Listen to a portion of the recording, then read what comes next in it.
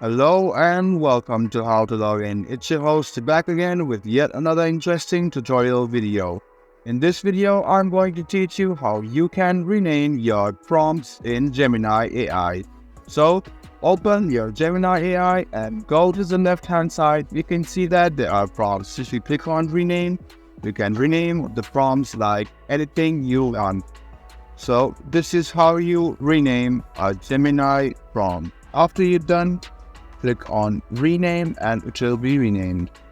Click on any prompt like this, go to the three lines and then click on rename.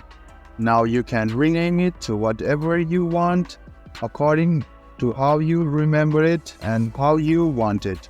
After you're done, you can click back, rename again, and then your prompt will be successfully renamed.